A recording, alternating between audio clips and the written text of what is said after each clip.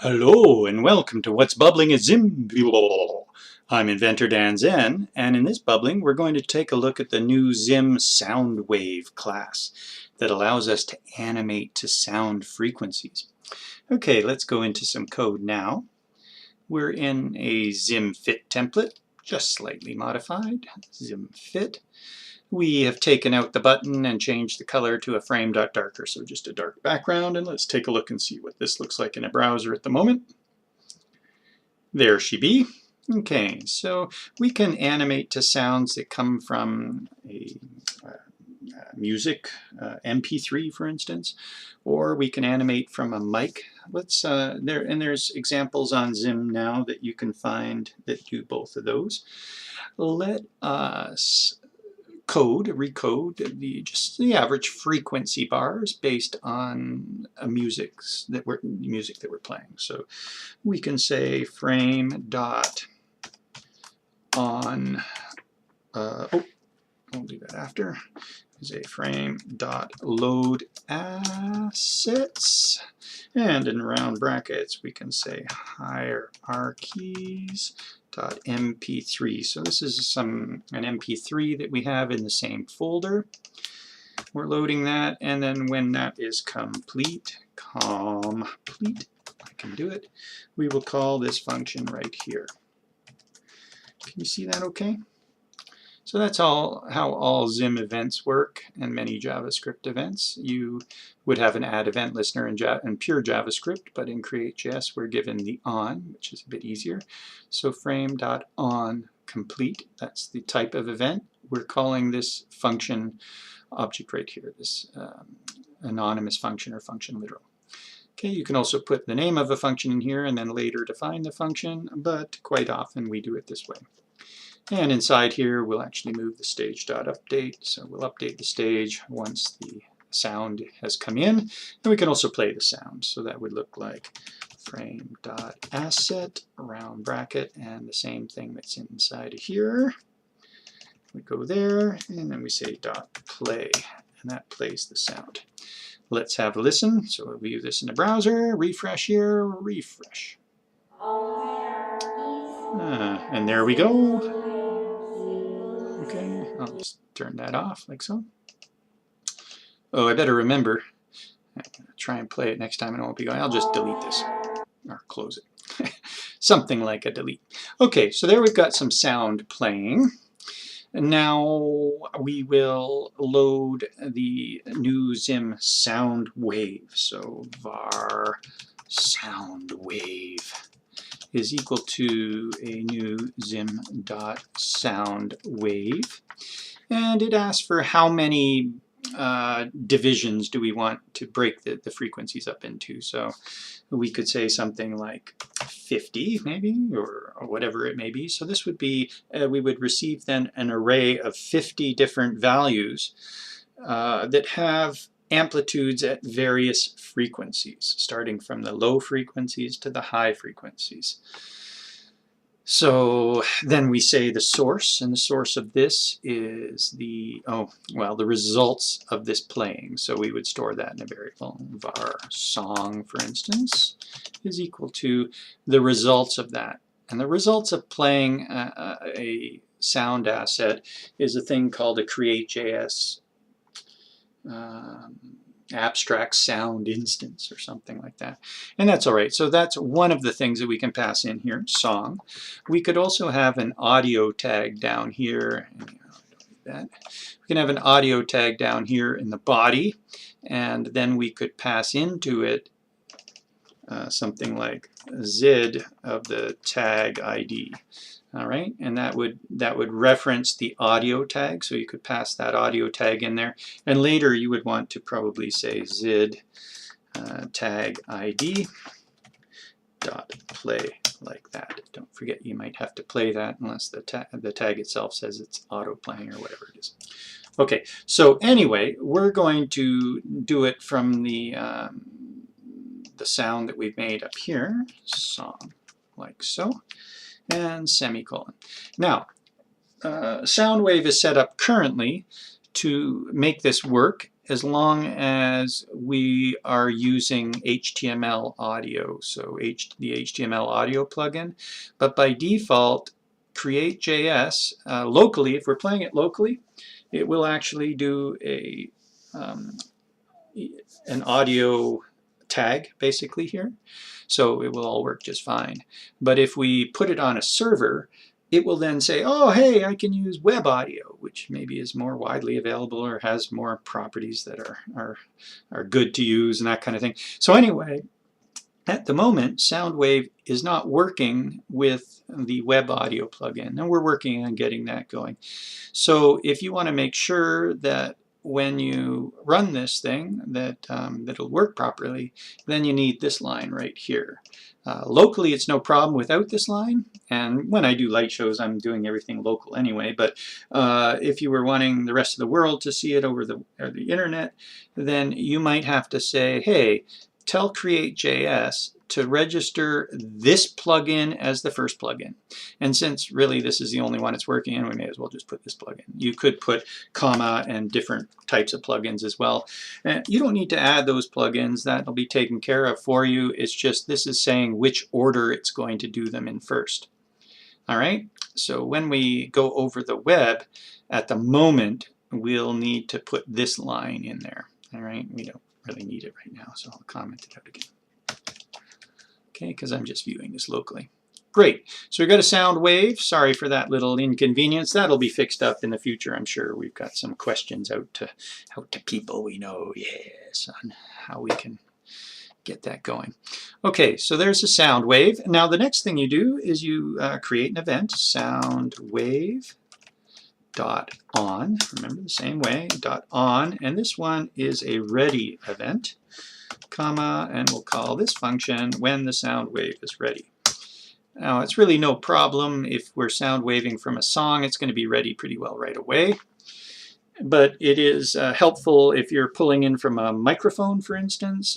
We have to accept the microphone, and so when the microphone is accepted, then the sound wave will be ready, and then we can start doing our stuff. So in both cases, though, we run the ready event.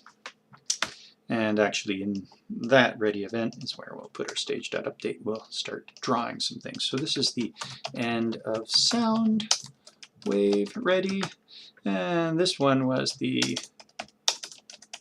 I can do it, end of assets complete. Okay, that's the end of our frame ready. So within here now, we are ready to calculate the sound wave. And so var data is equal to soundwave.calculate.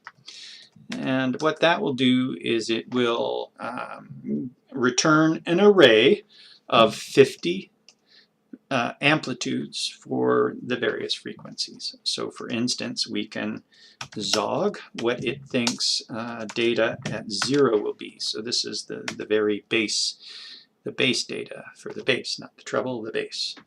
Okay, and so we are doing that. Oh, not in a loop. Okay, so we actually want to do this in a loop, don't we? I think we do. Yeah, this will only run once, so we want to do this constantly. And we would do that in something like a ticker. So this ready event runs only once at the beginning. So if we want to constantly find out where the bass is, then we would say zim.ticker.add the following function. Like so, and we would put this stuff in there. So what that's doing is a ticker will run all of the time. It will run this function constantly. It will keep on getting the data from the calculated sound wave, and it will zog the changes then in that bass frequency. So let's run this now in a browser. Open in browser. And we will take a look at the F12, and there it goes. So that looks like it's changing between 30 and 60 or 10 and 80. Okay, yeah, great. So we're getting a bunch of up and downs on that bass bar. Great. Now we want to visualize that. So we can start easy. Why don't we start easy with just one? When this is ready, we will say var bars is equal to a new ZIM. Well, you know what? Let's just start with one bar. Var bar is equal to a new ZIM.rectangle, for instance. Oh, we'll keep it easy. We will say, hey, make this 300 high and just we'll hard code 50 wide and frame.pink, for instance. There we go. We can then dot center on the stage like so. Good enough. So there we've got a bar centered on the stage. Should we see it? Browser. Oopsies. Okay, how about 50 by 300? There we go. Okay, so now we have a vertical bar. Now, one thing about that is it's going to have a registration point. Hopefully you know what that is by now. Dot outline, I'll just show you. We're chaining these methods to it, and that's all right because all of these methods return the object, which ends up getting returned into var. And right, open in browser. Okay, so here's the outline of the bar, and it shows the registration point is right here, which means if we were to scale the bar or set its height, it's going to move from here and stretch out this way, down. All right, so normally our frequency bars go up, which means we'll want to move that registration point to the bottom here, and then we can change the height of it, and we'll see that change. Okay, so to do that, we would say bar.reg, and we'll just leave it at 0 in the x, and then we can set it to 300 in the y because we made it 300 high. So now we're moving the registration point to 300. Another way you may have done this is just something like bar.reg y is equal to 300. So if you wanted to, you could do that on the line after. But I'm using one of our handy little short chainable methods. So we refresh here, and great. Now you can see the bar on there. Now, did we center this on the stage? Oh, we changed the registration point after we did the centering, so we should swap that around. And we'll change the registration point first, and then we'll center it on the stage, and I think that will look a bit better. Yeah, there we go. Okay, so now the registration point is down here, and as we're changing the height of it, this bar will change from this location and come up.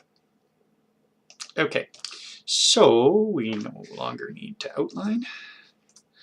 And then down in here, instead of just pulling our data, we can say bar.height. Now, if we just say bar.height is equal to the data at 0, it'll work okay. I'll just show you what happens. All right, so let's save that up and viewer in a browser here, refresh.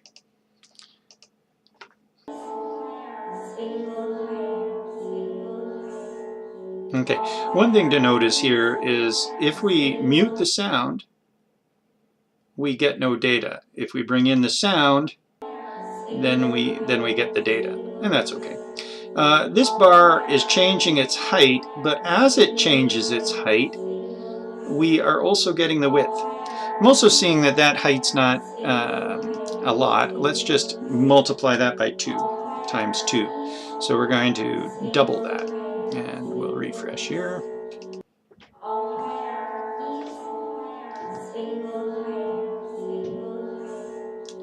Okay, so if we want, we can just say, hey, please, turn that off.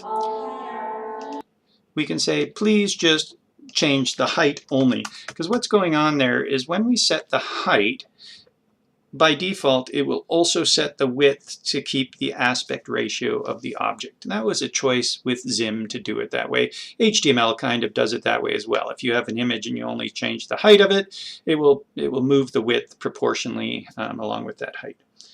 Here in ZIM, we have a property called height only that we can change, and let's see the difference there. So we're adjusting the height only. We refresh here and bring it in. And you can see that we are keeping the width of whatever it was, 50, and only adjusting the height, and therefore we have one of these bars that is changing based on the base. Okay, so now we need a bunch of bars. Indeed, we need 50 of these bars that stretch across the stage width, roughly. We might want a little bit of a gap in there. Let's do it in here.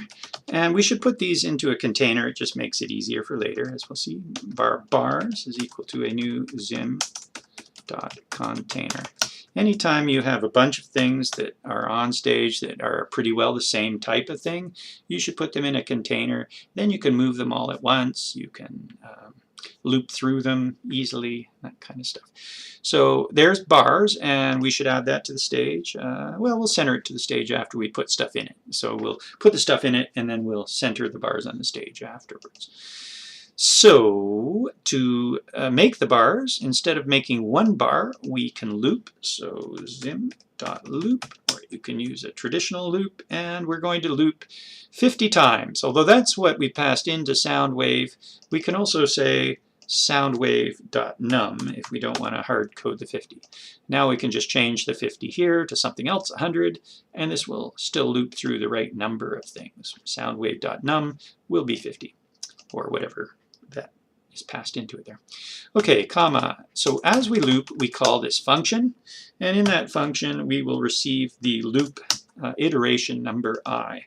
So that's the same as saying for var I equals 0, keep on looping as long as I is less than soundwave.num, and each time I++ and go on in, and so forth, and then you have a var I.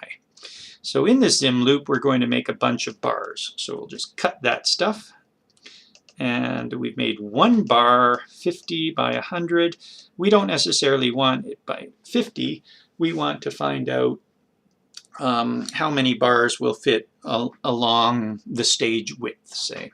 So let's plan it for a width of this. Var width is equal to the stage width. We could leave it at that, but if we multiply it by 0.9, for instance, then the width of our thing will be a little bit less than the stage width, so that our bars don't go all the way to the edges.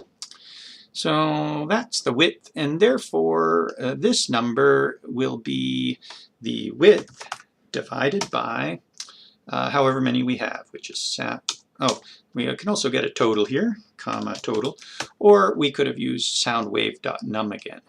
But when it runs these functions here, this is the number, the iterator loop number we're on, so it'll be 0, 1, 2, 3, etc.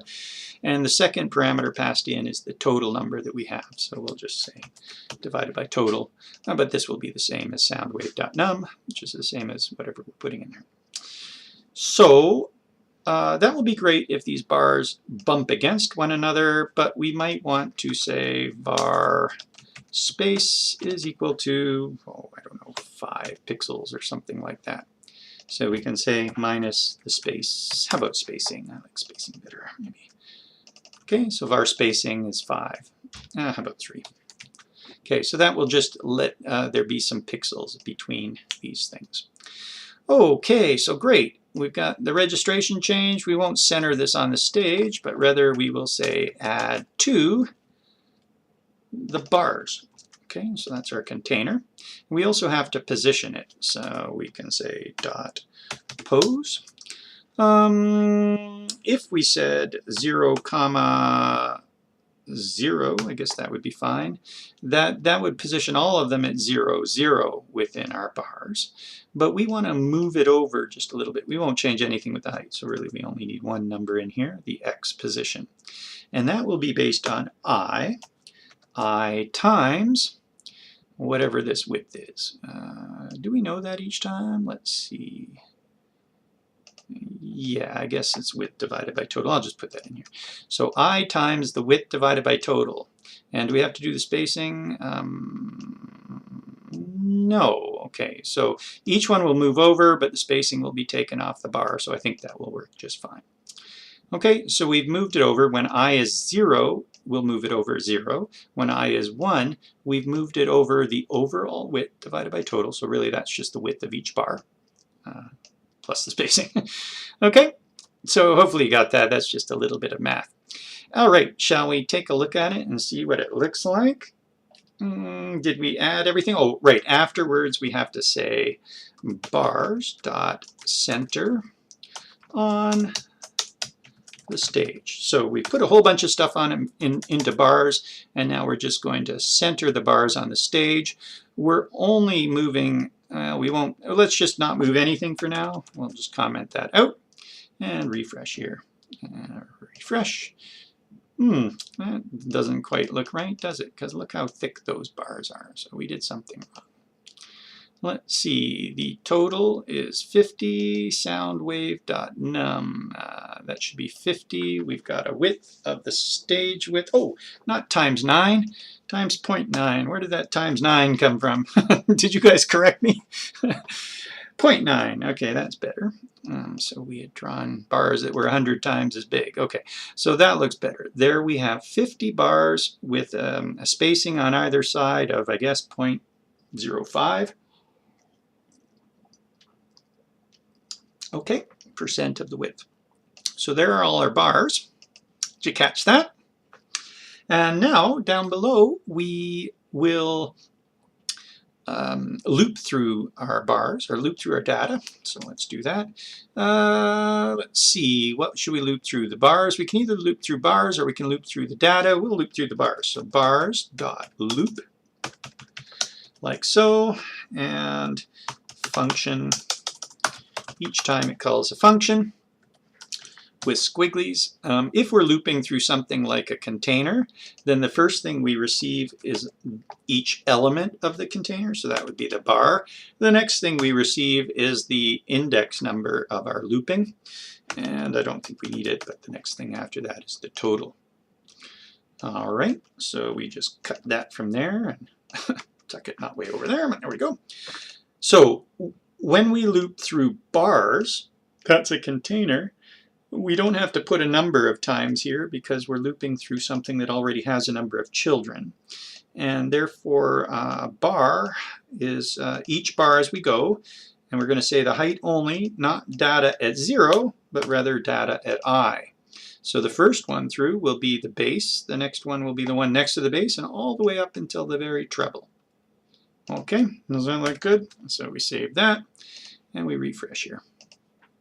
And then we bring that back.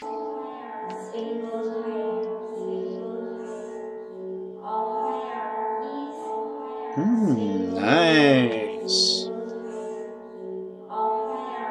Do you believe it?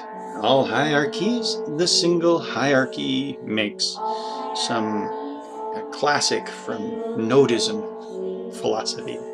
Are you a member of the nodist colony? Let's hope so. Okay, so there we go. We've got bars that are animating to sound. Cool, huh? Shall we just flip that so that that animates to our microphone, for instance? Okay, so that means we don't have to bring in the loading of the assets. So comment those out. We don't have to have the song playing. We make a sound wave and we say mic there, or we just leave it because mic's the default. So we say just give me 50 things. What else? Nothing else about the sound, right? That's the end of the sound. Oh, that was the end of the sound wave, which we can leave in, but the end of the assets we'll comment out. And are you ready? So did you catch that? We did that kind of quickly. We just took away things to do with the songs there. And down here, we did keep the sound wave, but we said don't pass in a sound, and by default that will take the microphone, or you can say mic like that. And we save that, and let's view it in the browser. So we open in a browser, and it says, do you want to allow this microphone? And so we say allow, and now we get the bars moving to my voice. Cool. All right, that is the SoundWave class here in ZIM. and it's new. So any nuances there? Well, there are some nuances. You're welcome to read the documentation. Shall we just quickly peek at the documentation? Open that in a browser and say, give me the docs. Oh, don't allow this time. Go to the docs here and type in sound. Oops. And here it is, ZIM SoundWave. You can pass in the number of points that you want, the input type, a range that you want to include. There's actually 1024 available, but most of, like 90% of the right-hand side is really high frequencies. You don't seem to need it. So by default, only the first 120 is used. The first 120. So that's roughly 10% of the range is used, but you can adjust that, how much you want to include.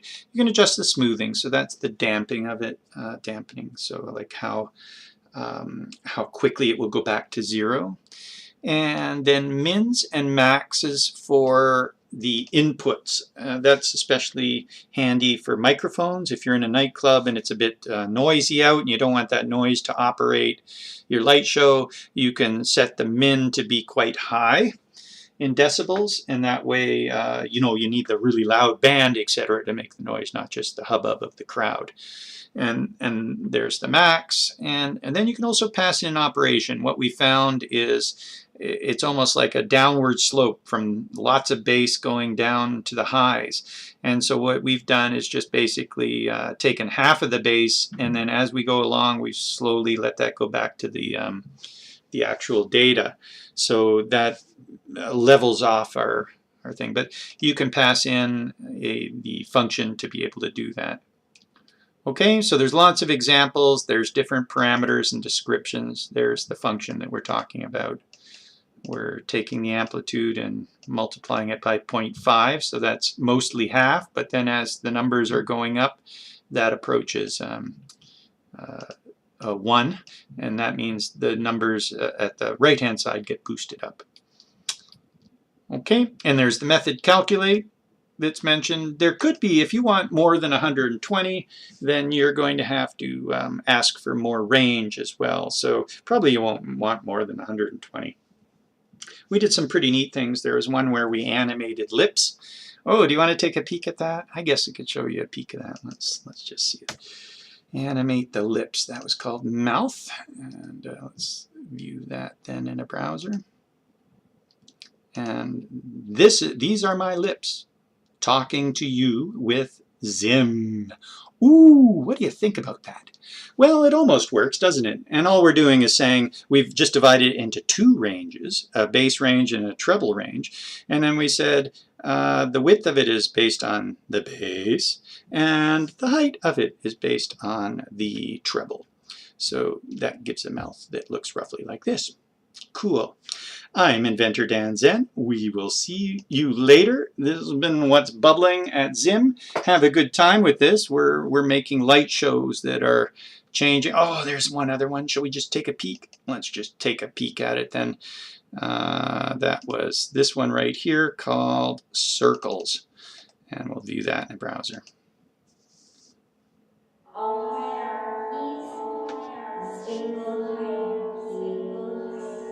Cool, huh? So instead of bars, these are just circles on top of it, and we're just changing the radius to what's in the data coming back from the calculate. Beautiful, huh?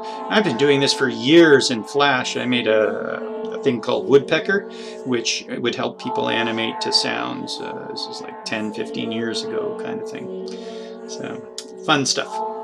Alrighty, back to here, and all hierarchies a single hierarchy makes. Come to ZIM, find out what it's all about. Ciao.